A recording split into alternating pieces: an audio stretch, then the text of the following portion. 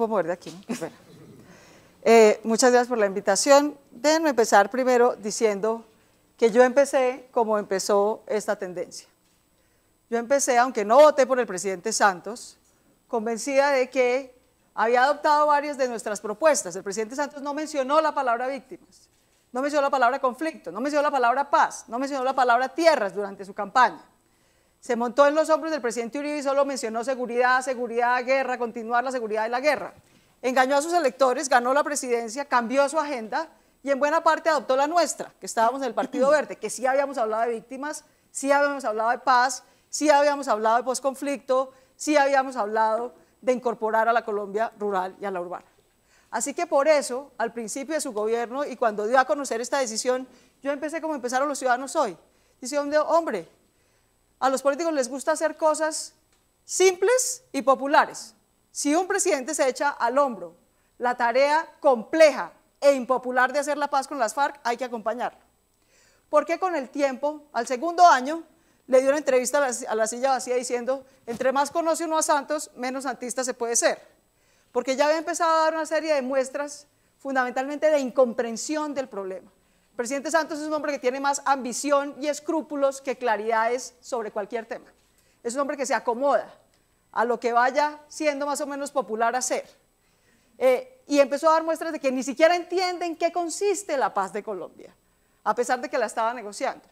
Y ya en el tercero, donde vamos, pues francamente, con lo que yo vi en esta campaña, con la manera como se roban a manos llenas la plata de los colombianos para financiar las campañas de los políticos para que apoyen la reelección del presidente Santos, después de lo que yo vi en esta campaña, francamente es imposible apoyar al presidente Santos, que lo único que le queda como argumento no tiene nada que mostrar, no tiene una política agrícola que mostrar, no tiene un desarrollo regional que mostrar, no tiene un esquema de descentralización que mostrar, lo único que le quedaron fue los ñoños y la paz, y está tratando de esconder a los ñoños poniendo la paz de frente.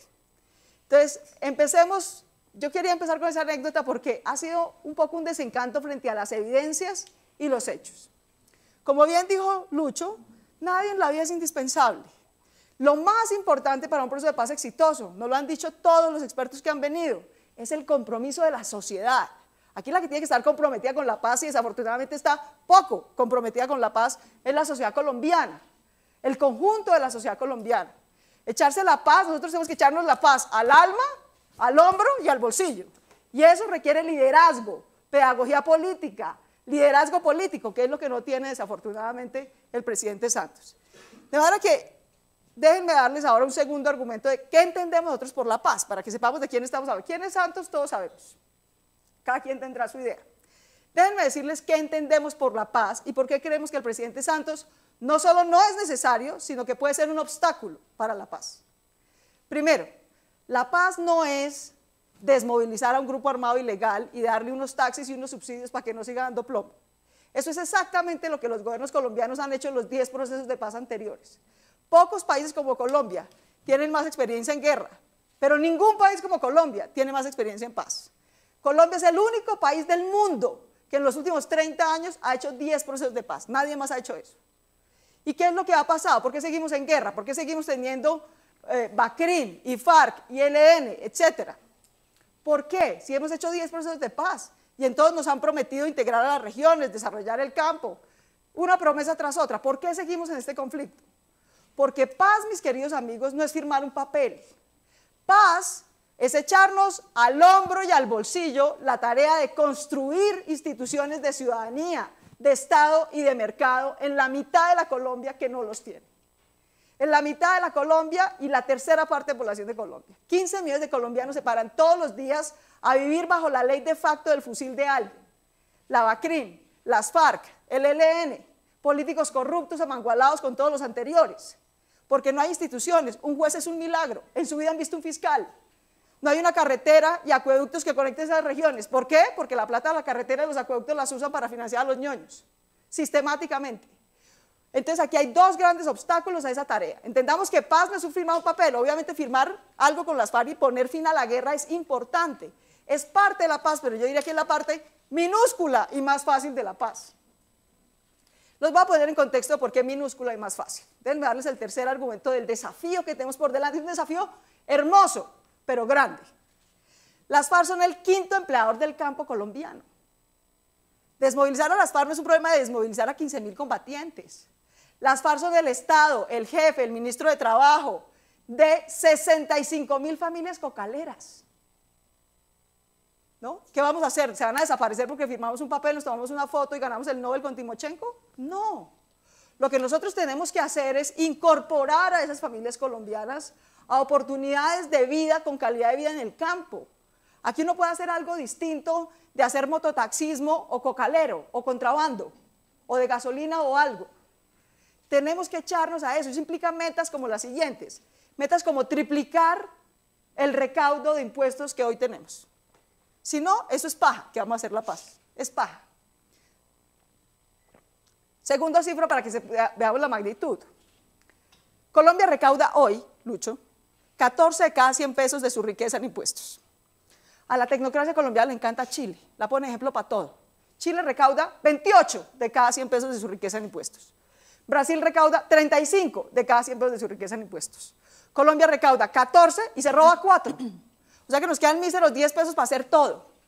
Sin eso no vamos a hacer la paz. No tomamos una decisión seria a los próximos 10 años de recaudar recursos, de controlar a la clase política, de desbaratar la corrupción de este país que se lo está carcomiendo. No vamos a lograr hacer paz. Termino con esto. Paz, entonces, es por lo menos 3 patas si estamos tratando de hacer la paz. Y el presidente Santos no ha entendido ninguna. Paz es desmovilizar a los armados, efectivamente, y someterlos y reemplazarlos, no solamente desmovilizarlos, sino reemplazarlos por instituciones de seguridad y justicia pública y garantistas, por policías, por jueces, por fiscales, por instituciones. Segundo, el segundo gran obstáculo a esos poderes armados ilegales para construir instituciones en las regiones es la clase política corrupta. Entre ambos, los poderes armados y los corruptos impiden la construcción de instituciones. ¿Ustedes creen que el ñoño está muy interesado en fortalecer la justicia en Córdoba? No, porque iría detrás de él, que es un bandido, ¿no? Ellos tienen relaciones clientelistas, se roban la plata de la población, se roban la nutrición, se roban la educación, se roban todo, son unas langostas. Si uno quiere construir paz y una política agraria seria, Lucho, no se puede entregar a la corrupción de la clase política, no puede, porque es como pegarse un tiro en el pie. No va a tener con quién ni cómo, no va a haber plata que alcance, no va a haber socios confiables para construir instituciones con las cuales incorporar a 65.000 familias cocaleras, con las cuales incorporar al campo, en fin. Eso es lo que nosotros entendemos por paz. La paz es con los colombianos, no solo con las FARC. La paz es integrar a la Colombia urbana y a la Colombia rural. Y eso es mucho más que firmar un papel. Eso no lo ha entendido el presidente Santos. Ni en su meta, ni en el cómo, ni en los medios. Entregándose a la clase política corrupta es exactamente el camino opuesto a lograr lo que estoy diciendo. Déjenme mencionar algunas cosas de lo que dijo Lucho. Que hay que reelegir, que Santos es indispensable para la paz porque inspira confianza. El 70% de los colombianos, Lucho, no confía en Santos. No confía en Santos, no está dispuesto a votar por su reelección. No lo considera indispensable, no solo yo. Segundo, confianza de los países amigos y del entorno internacional, muy valioso, pero yo estoy seguro que ni Estados Unidos, ni Chile, ni ninguno de los países amigos le va a quitar apoyo a la paz. Fue al contrario. La comunidad internacional lleva convencida muchos años de la paz en Colombia. Tuvo que convencer al gobierno colombiano de que se metiera. Así que esos socios no los vamos a perder. Tú decías que las regiones, nadie más desconectado, elitista y alejado del entendimiento de las regiones que el presidente Santos, no entiende nada. Lo único que entiende es que hay que financiar a los ñoños y ese es su vínculo con las regiones. Un poco de bandidos. Los Kikos Gómez, esa es la política del presidente Santos, ese es su vínculo con las regiones. Así no se pueden modernizar las regiones y hacer paz. Y por último, el presidente Santos, yo estoy de acuerdo, todos los estudios de Colombia indican que el tema agrario es fundamental para hacer paz. El presidente ni siquiera pudo entender el campo en Boyacá, ¿qué carajo lo va a entender en San Vicente del Caguán? No lo entiende, Lucho, no lo entiende. Quedan 30 no ha tenido segundos. un solo ministro que lo entienda. Se lo sigue dando por cuota política a lo peor del terratenientazgo conservador. No hay manera de hacer una política agrícola incluyente cuando los varones conservadores manejan el Ministerio de Agricultura. Y por último, pero lo seguiremos debatiendo, me parece muy grave que tú estés pretendiendo que la culpable es la Constitución del 91. No, la culpable es la clase política y dirigente de Colombia. Muy bien, muchas gracias a los dos. Ahora es tiempo de las contrapreguntas a cargo de Juanita León, quien es directora de La Silla Vacía, y Gustavo Salazar, profesor de la Facultad de Ciencias Políticas y Relaciones Internacionales. Tiene primero la palabra Juanita León. Esta es una pregunta para Claudia López. Claudia, tú dices que Santos no entiende nada y sin embargo ha logrado dos acuerdos grandísimos en el proceso de paz. Uno sobre reforma agraria con enfoque territorial y otro sobre acuerdo político, que están en la base de las razones por las cuales las FARC se fue a la guerra. Entonces, ¿cómo explicas tú estos avances que no se hayan logrado en ningún proceso de paz para una persona que no entiende nada? Primero, los acuerdos sobre participación política han hecho todos los gobiernos anteriores en los procesos de paz, todos. Han acordado curules, han acordado financiación de partidos, todos han acordado algún mecanismo de participación política, de manera que eso no es una gran novedad. Lo que sí es una gran novedad es el tema agrícola. Pero ahí pasan dos cosas. ¿Cómo es que entiende la paz Santos? Santos entiende la paz como siempre la han entendido los Santos y los Vargas, que llevan un siglo, si fueran tan expertos en hacer paz, llevan gobernando este país 100 años. Hubieran podido hacer la paz desde antes, ¿no? ¿Por qué no la han hecho? Porque son parte del problema. Porque como entienden la paz es básicamente desmovilizarnos de las FARC, lo dicen además claramente, es que tenemos que quitarnos la marca de las FARC, ¿no? Es quitarnos la marca de las FARC, firmar unas cosas que como muchas de las que ya firmaron, que ha pasado en los 10 procesos de paz anteriores, que no se cumplen, Juanita, que no se cumplen. Y en buena medida por eso fracasan. Y dejan a esos 15 millones de colombianos y a esa mitad de la Colombia de regiones colgada de la brocha. Ve tú a Santo Domingo, Cauca, y mira el acuerdo que firmó Pardo con el M-19, todo lo que iban a hacer. Santo Domingo, Cauca sigue siendo el mismo moridero de hace 25 años. Ve a Tierra Alta y a Ralito, y mira el acuerdo de todo lo que iban a hacer en la desmovilización de los paramilitares, sigue siendo el mismo moridero.